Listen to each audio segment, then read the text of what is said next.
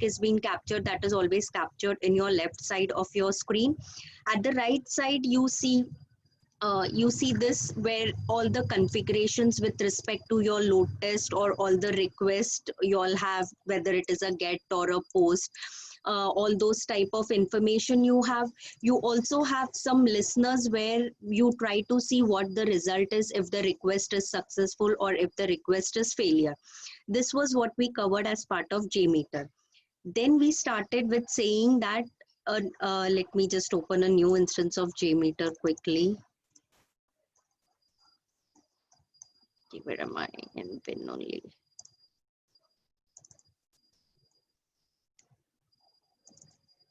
Okay, so meanwhile the new instance start. So the new instance, when you'll install, when you'll try to open a JMeter, you will have this jar file, executable jar file, or there is a bat file. You can just directly go and double click on it. It takes a bit of time to open. So this is how your JMeter screen would be seeing. Okay, we have one. Okay, now this is our JMeter screen. So the very basic element what you have to do, under which all your requests would be grouped, is called as your thread group, which if you see we have added here. Inside this thread group you see plus sign, so all your request gets captured into your thread group. So this is one of the most basic element. Whenever you have to start scripting or write a code in JMeter, you have to add a thread group. Okay, then what we did is there is one web application which we have been discussing from from day one, that we have to perf test, that we created a scenario also, and this is related to your JPET store, right? So what you have to do is you have to just open this JPET store. So what are we trying to do? We are trying to performance test this UI, saying that when it is deployed in my area code, which is having maximum users of 20, how much is the response time, and will it and is it a stable application to get it deployed on my area code, where the concurrency number of users is the same, that is 20, right? So first we have to do is sign in, then we try to log in. Now suppose in my area there is one, suppose Rupali stays in my area, she wants to purchase a fish or a dog, then she'll click on the dog. She wants to have a bulldog, she will go to bulldog, she will add to the cart, she will proceed to checkout, she's going to enter her cart details, she's going to continue to it for placing the order, and then you're just going to confirm with your card order, and you see thank you, your order has been submitted. It is a normal retail flow, you quite see it on Amazon and Flipkart or such sites, right? So this is what we then we are going to sign out. This is what we are trying to record in JMeter. So initially, any web application, it be what you have to do is you have to change your proxy to record this traffic. What we did, we went ahead into the Internet Explorer,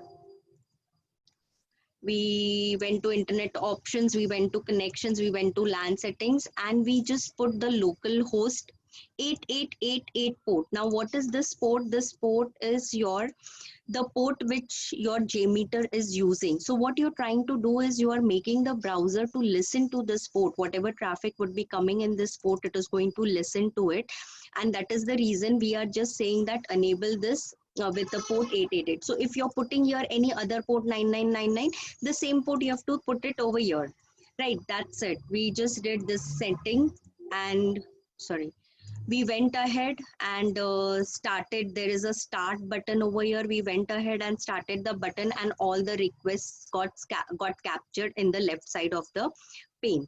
Right, so this is how you do recording. I'm going to revert back the settings because we have to continue with our scripting.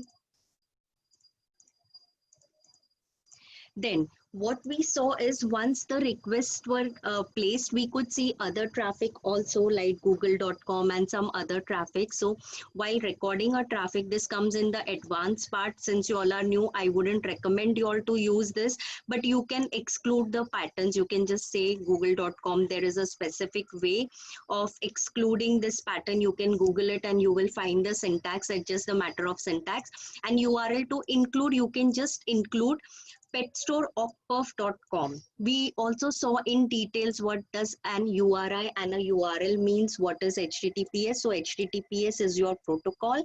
This petstore.ocperf.com is your server or a domain that is also called as DNS, and the path which we specify is called as indicator. So it is called as resource indicator, and the entire thing is called as URL. URL operates on your protocol, right? So that we saw in this application, we have a single DNS, that is fine. But normally when you try to make a payment, you will always see it is getting redirected to some of your banking applications. So there multiple domains comes in place, right? So this is what we saw. Then we further went and saw how to capture the dynamic value.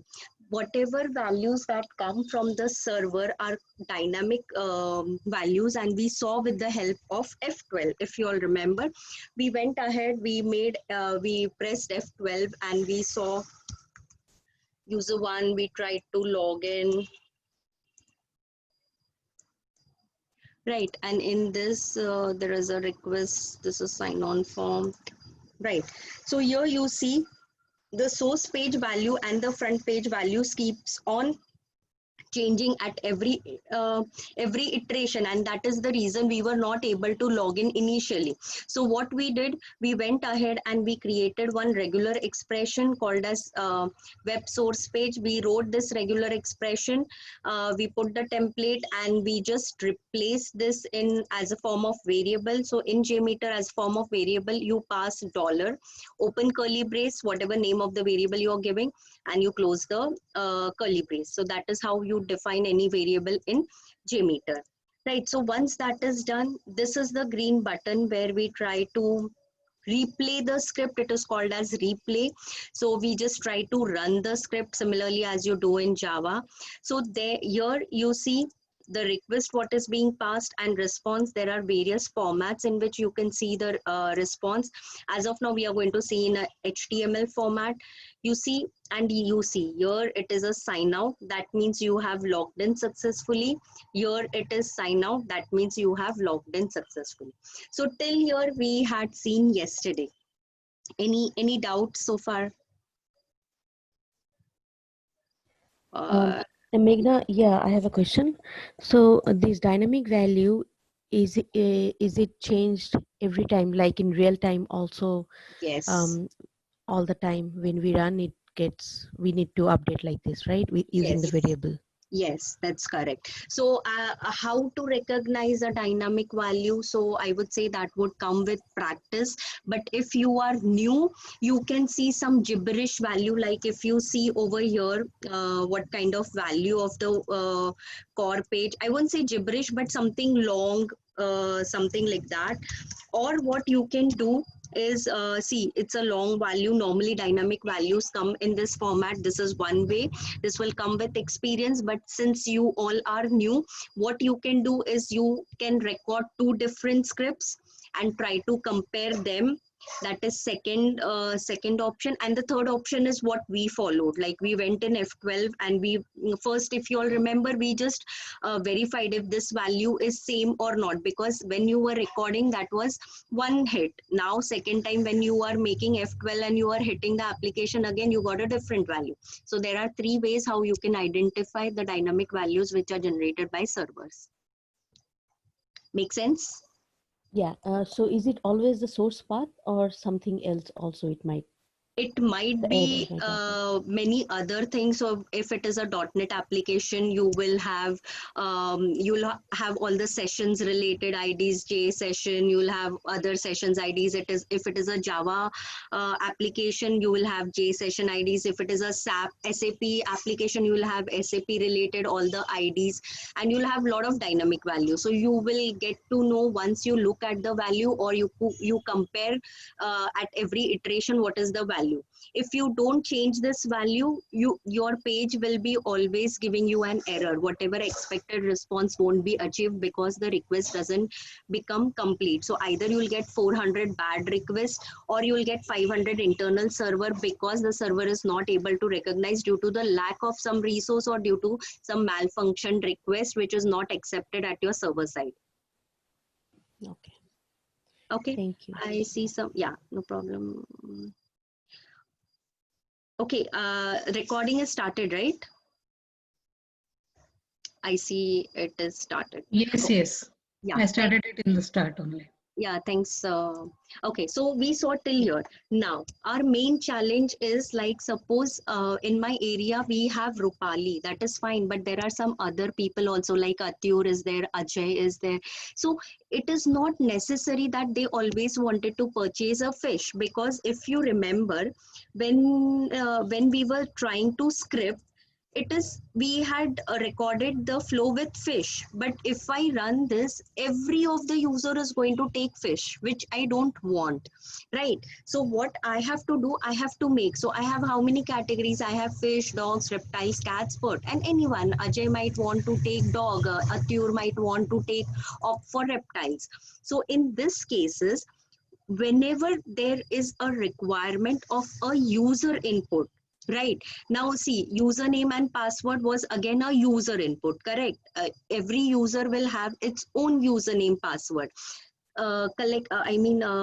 Making a decision whether to buy a fish or a dog is again user input. Even from that, which fish to take, that is again a user input. So whatever user inputs that are required in your UI application, you have to pass them with the help of CSV. So how you're going to create a CSV? Very simple. Just create one new, and you just put maybe what is dogs is there, and maybe I'm just lazy, I'll put the smaller one. Okay.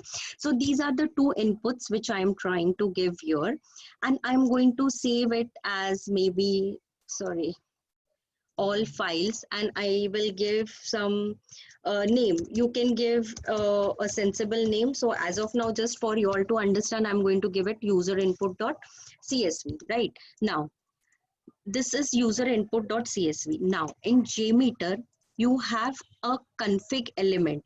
Now, what is a config element? You remember in the last session, we used a cookie manager. So this cookie manager, anything that is related to your configuration of your request, all those are grouped under your config element. So cookie manager, it has some functionality, right? It is going to clear all the cookies. Now we want a CSV to be passed. So configuring, you are configuring something, and this you have a element called as CSV data config. If you want to put a particular header, if you have observed, every request has a header.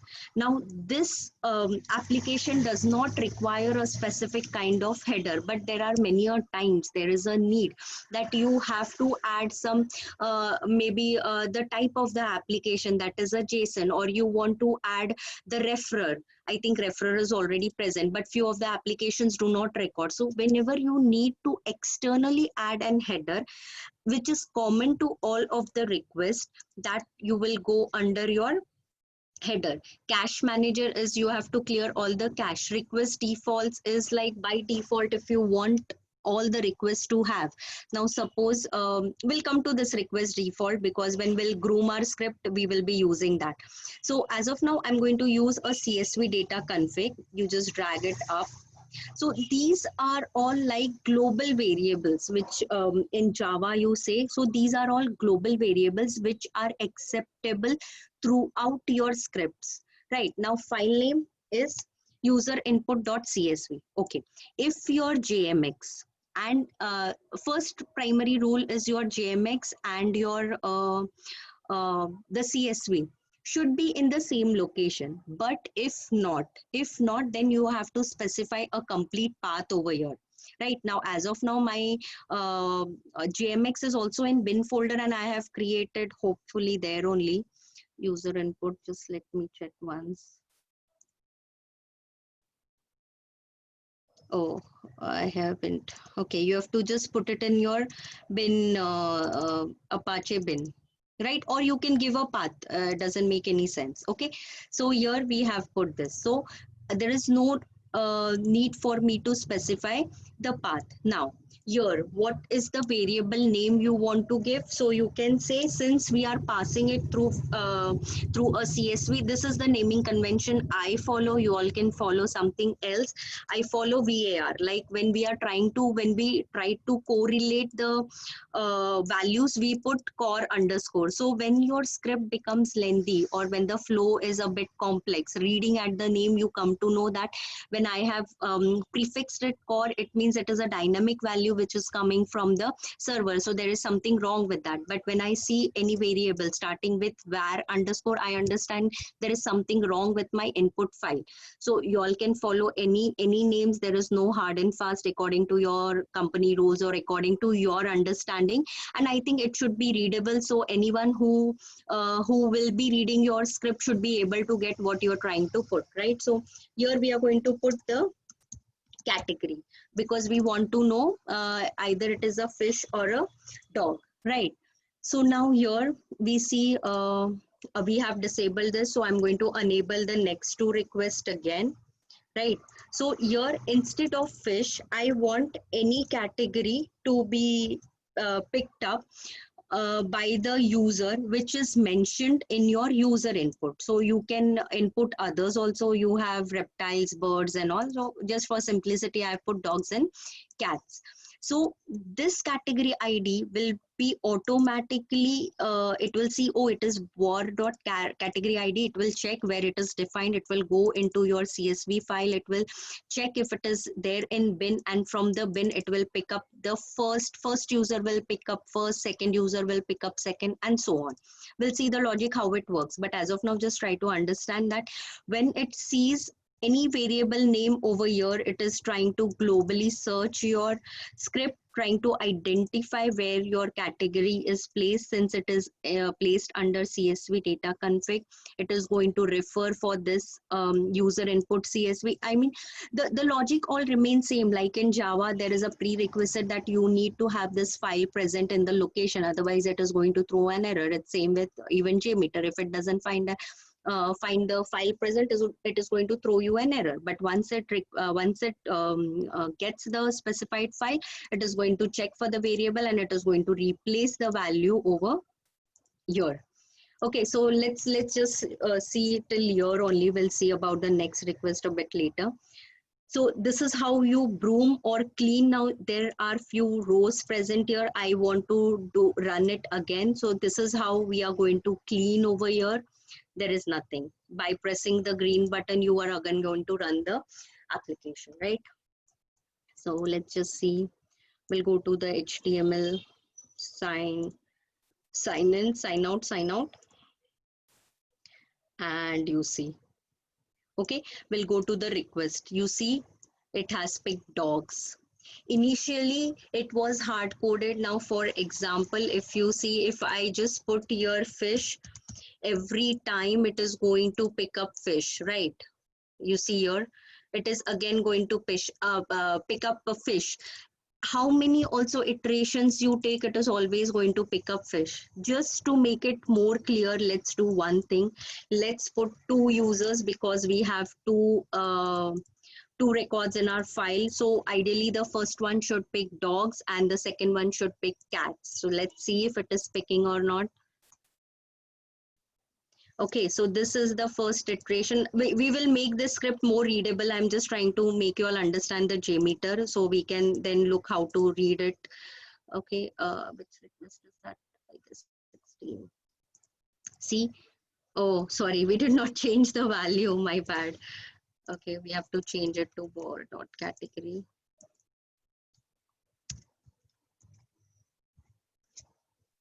See here, if you see for both the users, it took fish only, right? Now we wanted to pick something else than fish. I mean, you know, area people, they can want anyone, whatever they want, right? So first one, you see it's dogs and you see it's cats. But did you even see, if you try to see the response of this, you see, when you click, when you put a request as dogs, all the categories of dogs are only coming, right? That is what we wanted, right? Otherwise, it would have listed all the fishes. Here also, if you see, we are taking cats and all the categories of cats are present. So clear up till now how to pass user input. This is how you pass an user input using your CSV. Now, next challenge. Anyone wants to answer, is this request properly because the product ID is giving as FI, assuming that is a fish related product ID. But in this request, we have given either dog or cat, or it can be anything, right? So this should not be true because it is always going to pick up this product only. Got the logic? So what we are going to do here is, whenever we have to capture anything that is returned from the server, what we are going to do is we are going to capture it using regular expression. So if you see under dogs, the product IDs are, this is again fish, I see. Okay, sorry, I have to go here. Just let me run one single iteration, not to confuse you all.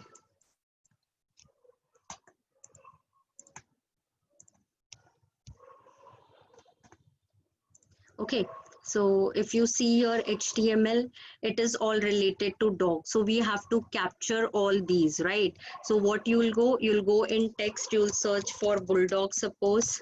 Okay, so now you want to have the left boundary and the right boundary. How are you going to take what I told you? This is the product ID for bulldog. You see, it's pure HTML. This is the product dog for poodle. This is the product ID for Dalmatian. So if you see here, what are we requiring? We are requiring the product ID, right? So we are going to capture this product ID. It's as simple as that. Just copy the entire string. Do not get into complexity, because 95% of all your regular expressions, the trick I am telling you is going to suffice, right? Go to regular expression, just type here. This is your product ID K90 BD01. Just put dot star question mark. So this means what? It is going to search for the left boundary as product ID. Keep on capturing the variable until it encounters the first right boundary as double inverted and the greater than, right? So you're going to just test.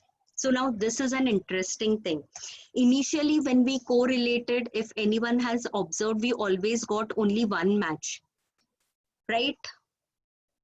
Now we have multiple products under this, right? We want it randomly, right? It is not necessary. If you go in dogs, it is not necessary that all of my area people are going to choose bulldog only. All of them are going to choose only Dalmatian only. No, they can randomly choose anyone. So what we are going to do, we are also going to instruct our script to randomly choose any one of them, right?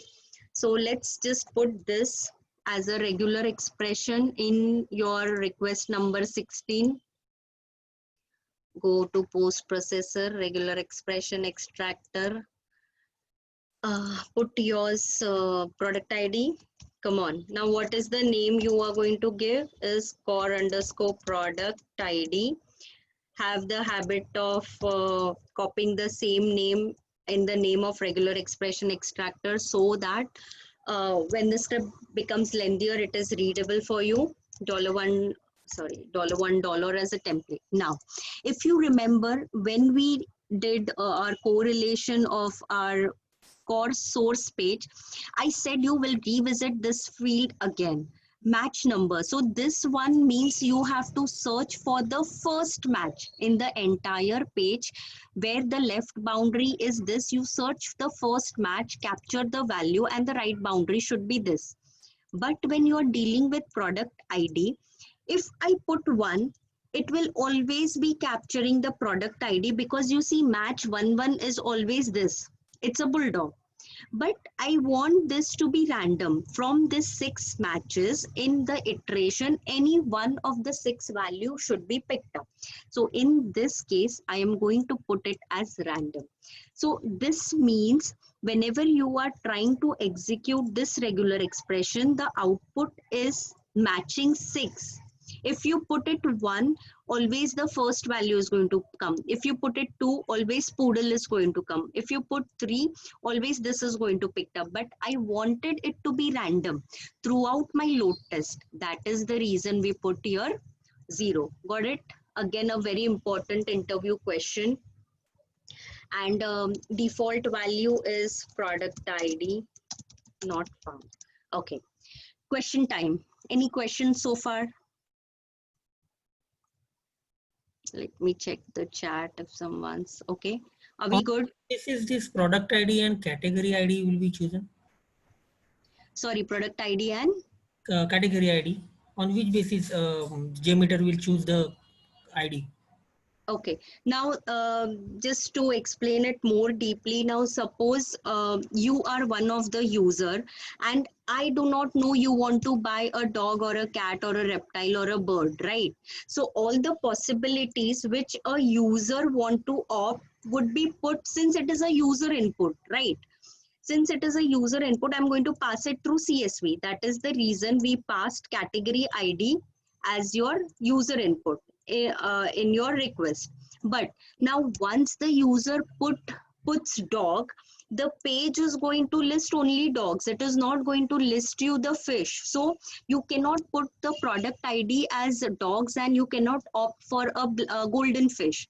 So that is the reason we have to capture the output of the dogs from the previous request, which we are doing here, and we are going to pass this into the product ID.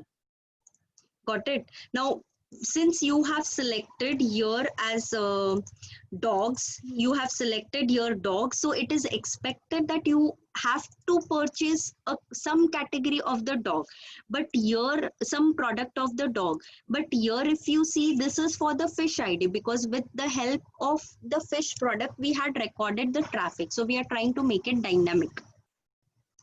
Got it? Okay. So that's what we are going to do here. Now I'm just going to place it over here.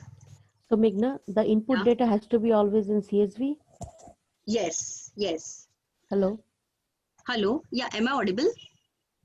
Your voice is breaking. It's breaking actually. Okay, now is it better? Can you hear me? Yes. Yeah, so anything that comes as a part of your user input will come from CSV. It's again very much similar to your Java code or any other programming language, right? So whatever inputs you have to give, you have to check it, you have to do it using CSV. Okay? I did not hear. Say again, it's always in CSV, .csv. Yeah. User input. If anything like username and password we have to give, it is going to be different for each of the user, right? Yours user ID would be different, your password would be different, my user ID would be different, my password would be different. So we try to collect all the information of the users and we pass it through CSV just to simulate that multiple users are going to log in into the application using different user IDs. If you use the same user ID, then again the concept of caching comes. Your request won't be hitting the actual server. It is going to be cached somewhere in between and it is going to take the cached output. So your response is going to be much faster. But we need to have a mix match scenarios in performance testing, right? If you are a very much new user, it is going to obviously take you some bit time. But if you are a frequent user, it is your response is already cached in your server and the output, I mean the request won't be hitting to your actual server. It is going to fetch it from your cache memory. So that is the reason even in config we have config element as cache manager. So if you want to clear cache in each iteration, that is again depending upon your client requirement, whatever it says that every time a user is going to have a fresh memory, or we try to set time at the application level, they try to set time that the cache time would be maybe 10 minutes. So within those 10 minutes, if the same request is hitting, it is going to take it from the cache memory response, or it is going to go and actually hit take it from the main memory, put it again into the cache, and request would be sent back to the user. Make sense? Hello, am I Yeah, it audible? makes sense. Yeah. Okay. And now it's just breaking in between some time. Oh, That's actually from okay. past few days my internet is having some issues, not sure. No problem. It's fine now. Yeah, so we are going to run this and we'll just check how it works now. Okay, so we're just going to go to HTML. So we have taken dog, and you see we have selected golden whatever it is. Okay, so initially if you see in the dogs, the first one is always bulldog, but we did not do this. In this iteration, you see it has selected golden retriever. Let us again run one more time. Let us see what it is picking. You see it is picking poodle. You run one more time and let us see what it is picking. It is some male chua, whatever it is, right? So you see every time it is picking something else, right? So that is what is we are trying to make it dynamic. Not every time we want the fish to pick up. Now if you want, we can do it with 2 users, because we even have cats with us, right? Now we'll just go to cats. Just let's see, we have selected cats, and in this request you see you have selected, oh okay, why is it not coming? Just 1 minute.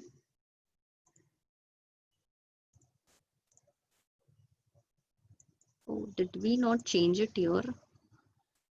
What request is this? 19, 16 is cats, 19 is, okay, let's go. Let's check what is the problem over here. There is some problem with our regular expression, so let's check what it is. Oh, cat's name is that. Let me check. Oh, okay, cat's name is that only, right? I was thinking it is FL, so fish. No. So even in cats, this is what we are getting the product IDs, right? So it is correct. Here, if you see in HTML response, you see FL dish 01 tailless something, and with tail, no, FLDH 01 and Persian. Okay.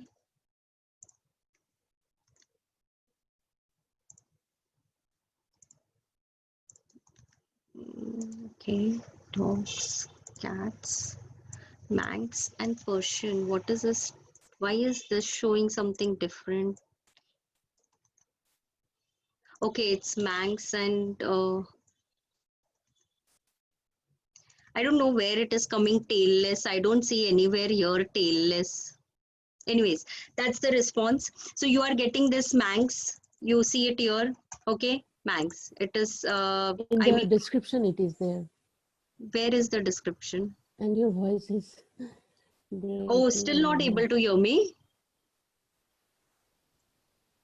Hello? I'm able to hear you clearly.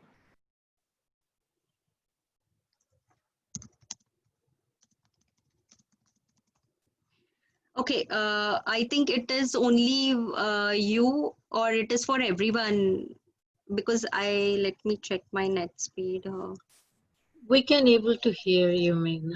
Yeah, Meghna, Okay, continue. okay. We can hear you. Okay, fine.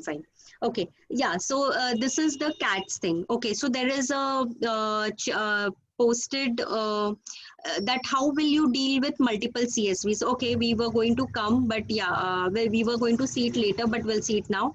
Okay, so up till now it is fine, right? So we have completed at least half of the script. Now coming back, there is a username and password which we pass in our script, right? We have to just check what request it is.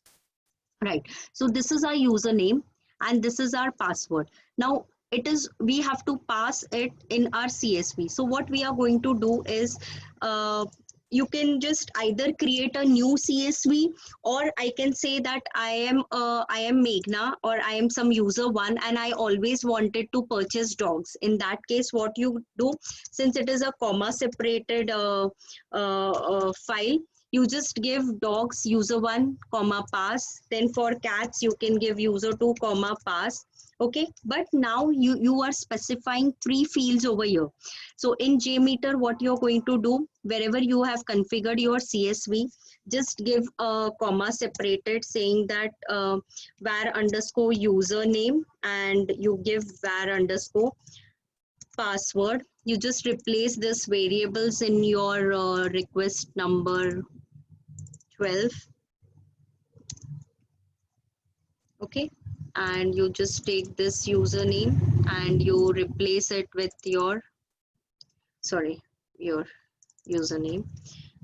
$.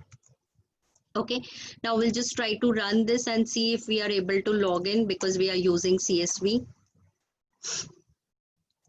See, this is this 9. Okay, we'll just go to our request to see what is our data. Okay, you'll see it here. Okay, it took your pass from your CSV and username from your CSV. If you see the second request, you go to request number 12. You see we have given user2 in our CSV. If you see the CSV, for the second row, we have given user2 and we have given the password as pass. Right. So this is how we pass multiple columns using CSV. Again, it is not mandatory that you have to specify in the same CSV. Normally for login credentials, we do maintain another CSV with respect to performance testing, I am saying, but it is absolutely fine even if you merge the CSVs, right? I hope that answers. Last thing I am going to do is we are going to capture the item ID, and I think we are done with respect to the scripting. So again, anyone, come on, anyone who can just tell me how are we going to capture this item ID? Again, this item ID is with respect to your fish, but we want an item ID respect to what we are choosing as category. In that category, what product we are choosing. Now, what is item C? This becomes your product ID, but you have to know the details of it. So you are out of these two, okay, see, this is the thing which it was giving, tailless Manx and with tail Manx. That is what I was wondering from where this is coming. Anyways, so this is your item ID. Now in this product ID description, you got 2 of the items. Among that, you have to add only 1 item to your card, right? 1 or multiple, but for simplicity, we are just going to see 1. So this item ID we have to capture. Come on, anyone can tell me how to proceed about this? First step, what we have to do? Anyone? Yeah, search that item ID in the search. Yes, you search just the item ID. Okay, we get the item ID over here. You see, these are item IDs. Then next, what I have to do? Take the values. Take the value. Left boundary and right boundary.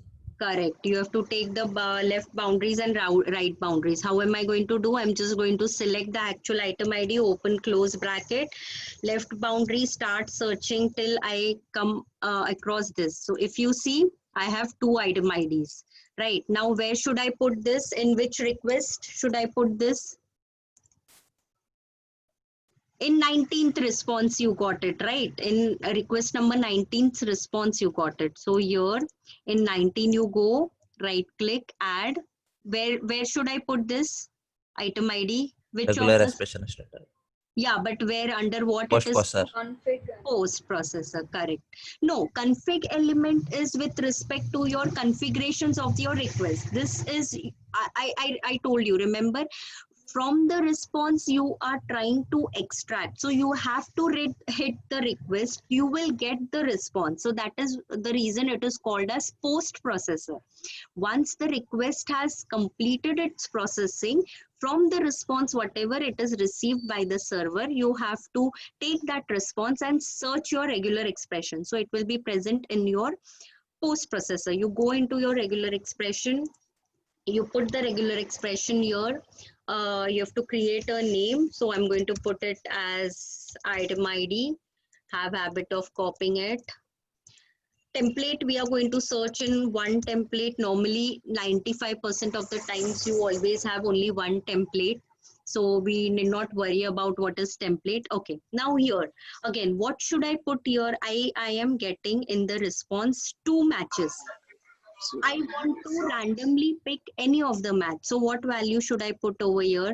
0. 0. 0. And default value, I'm just going to put item ID not found. Okay, so that's it. We are going to replace this variable in the actual request, which is here. Okay, I think it is just present in 1. Okay, and we are going to just disable, enable all the requests, uncomment all the requests. Sorry. Okay. Now let's try to run it. Oh, we've run for 2 iterations. Let's just make it simpler. We'll run it again. Okay, so we were at 19, right? Response, we chose dogs. We have 2. Here you see, you randomly chose one, which is a bulldog, right? You see you are still logged in. You are trying to purchase this bulldog, this item. You see here.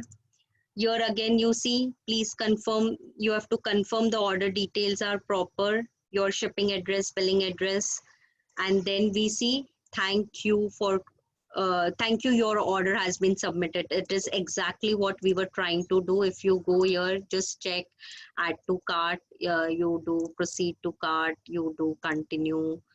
This is what confirmation pages, we got this response, confirm, and you see, thank you, your order has been submitted. So that means that your JMeter script is completed. After that, what you do is simply you just sign out.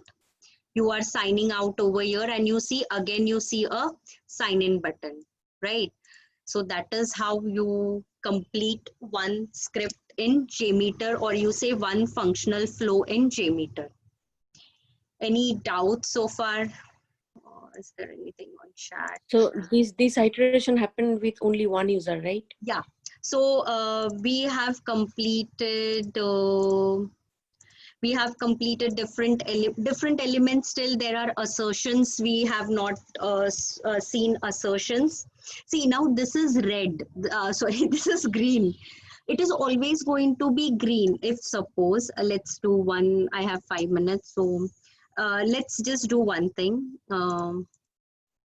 Let me just put a blank username, right? I'm going to just disable all the other requests. We'll just try to log in. I'm going to just disable. Remember Control T shortcut for enable disable, right? Now you see, I have removed the username. It is not signed in. We have a sign out here, but still it is showing me green and a tick. The request is not correct. So by default, JMeter, if the request is correct, it is by default going to give you a 200 OK message. It doesn't care whatever functionality you are doing is working or not. So to have what you say, I mean in Java, I don't know, but to check if the expected response is received or not, if you want to check, then we have an element called as assertions. So you are going to assert it. The request which you hit is actually what is expected or which is not expected. So we have to add assertions to each and every request. So we'll see that in the next session. Once we add assertion, so just let me quickly add for this request. so it won't be a suspense for you guys, right? This is what request is. I should have a sign out. 1 minute. I don't have sign out over here. Just going to use this.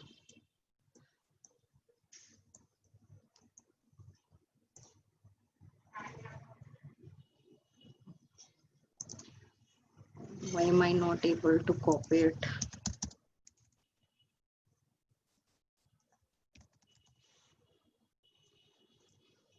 Oh no. I'm going to type it. Normally you have to just copy it so that you do not miss the spaces and all. We'll see in details in the next session, but it is S capital space O capital, right? Out. And I'm just going to say login assertion. Right. Now, what does this mean?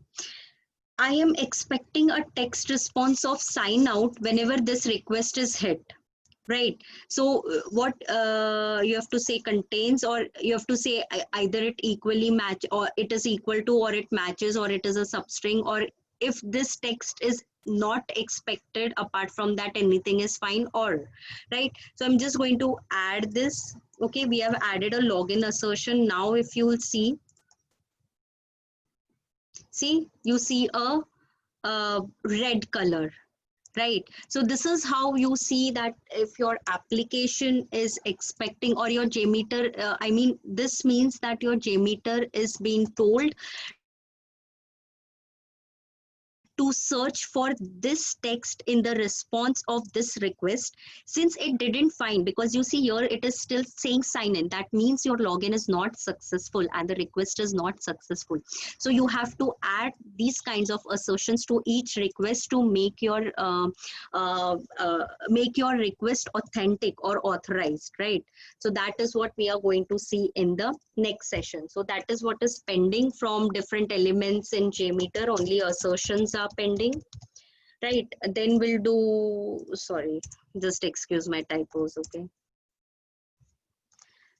Next, we have completed one script, one functional flow. We are going to perform a load test in the next session. We'll monitor the load test. I mean, we are not actually going to prepare a report, but I'm going to show one sample report, how a performance testing report looks like, and then we'll proceed ahead. Sounds good? Any doubts until now, whatever we have completed? So next we are going to do a load test. Again, we are not going to do a load test for an hour or 2 hours. We are just going to do it for 5 minutes or maybe even less. The main thing is I want you all to just understand the concept properly. That's it. So this is how we script any of the performance testing. We record the traffic, we capture the dynamic values, we give the user inputs, we put assertions, we put transactions. Okay, transactions is also pending. That is nothing, you just have to copy paste transaction controller. These two things are pending, right? So we put assertions, we put transaction controller, we set up a scenario which we already covered, but we can revise it, and then we trigger a load test. Fine till now? Yeah, Meghna, I have a question. Yeah. So this is just a simple house scripting we do in performance testing, and we haven't done for load testing, which means number of number of users, right? That is what you are trying to say? Yes. Okay. Only that should be changed and everything is same. No. So if you all remember, we had a long discussion on number of threads or concurrency, on the ramp up periods, how Okay. how 20 users cannot log in at the same second, same microsecond, same millisecond. So we are going to specify the ramp up period, and we are going to specify the time. Now actual load test goes up to 1 hour, 2 hour, depends on the business requirement, how you want. Endurance testing goes on for a long duration, that is 1 business day, maybe 8 to 12 hours, again depending upon the nature of the application. So with respect to all these factors, we are going to design a load scenario. So next session, we are just going to see for a 5-minute duration, where I'll be telling you how things are there, how you have to monitor, what you have to monitor. Since we do not have a lot of resources for monitoring, we'll just try to see whatever we have with the basic Windows system. Okay, got it. Thank you. And also the naming convention, is there some way, somewhere we can change the naming convention also? Yeah, so I won't say it is a universal thing, but the thing is the process of capturing the dynamic values from the server is called as correlation. So that is the reason we say it core underscore, or it is also called as parsing. So few of them, whatever variables you will specify for the dynamic values, either is people follow parse underscore or core underscore. But if you feel free, you can use any naming conventions. There's no hard and fast, but it should be readable. If you're passing your script to your other team member, the team member should be able to recognize. Because see, I'll just give you one simple example. If suppose I am putting a source page as only source page, right? I'm just putting as only source page, and I am putting this category, category ID we are passing from the CSV. We put it as category ID. You get a red like this. Then you come to know there is some issue. Then you go and see in the request, oh, it is source page. So it will take time for you to figure either the user input is wrong or the dynamic value that you have captured is wrong. So this is only with respect to the debugging perspective, but I would prefer you all follow some kind of conventions for capturing dynamic values and passing your variables through CSV, but it's again not universal, depends. Okay, thank you. I have a question. Yeah. Is it possible to keep multiple values in a single regular expression status? Yeah, so it is very much possible, and that is where your template 2 comes in picture. If you want, we can see that, but the application doesn't, does not have any requirement to capture 2 values. So you can write some regular expression, even you're extending dot star or question mark and some right boundary. And here you are saying that the first value should be captured from template 1 and the second value should be captured from template 2. Not required, but really not required. Either you make 2 different regular expressions, or if you want to club it, then it becomes a bit of complex. Means if you want to separate, we keep in comma between. No, you just put $1. No, not in that, in regular expression. No, it's just if you want to put there should be some text in between, right? And the second value will be again, it will again have your left boundary and right boundary. So in continuation, you are finding 2 values. So again, it will have a left boundary of its own, and it is going to have again dot star question mark, and again it will have its own right boundary. So in this case, the first search will be from template 1, the second search will be from template 2. Means no need of keeping any space or commas. No, Oh, no, okay. because that would be if you put a comma, it doesn't understand. It will simply consider this as your left boundary, and it will not find a left exact match of the left boundary, and it will throw you an error. Okay, fine. Thank you. Yeah. Any more questions? Meghna, we have browsed one CSV in which we have written the dog and cat, right? Yeah. For the first user, when there is only one user, it has taken the first value, that is dog. Yes. For second user, it has cat. So Yes. means it will take sequentially value if there are 5 users and 5 lists are here. Yes, 5 it will take categories. sequentially. Yes. Okay. So if you want user 2 to access dogs, then you have to maintain a different file. But see, in performance testing, we actually do not care that user 2 should be having dogs, and if it is giving an error, because that comes under your functional. The main purpose of your performance testing is you are just putting a valid load. So it doesn't matter. Actually, it doesn't even matter having the same dogs again and again, but we avoid this because of the caching concept. That is the reason we try to use as much as data we can, so that we have a average result. Okay, if there are 10 users, then there will be 5 for dog, 5 for cat, like that. Yeah, I mean, there are other categories also. You can put reptiles, Yes. you can put, yeah. So But yeah, I would just say avoid same kind of data for long duration tests because of caching concept. Otherwise, you are totally good. If you're clearing cache at each iteration, which I hardly think any of the application does, but yeah, if your application does that, you can repeat the same data again and again. There is no issue. Okay. Thank you. Yeah, sure. Any more? Cool then. I think we are good, and see you all for the performance testing load test in the next session. Thank you all for joining, and thanks for recording and sharing the link, Ajay and Swati. Thank you. Have a great day and weekend ahead. Thank you, Meghna. Thanks, Thank you Meghna. so much. Thank you, Meghna.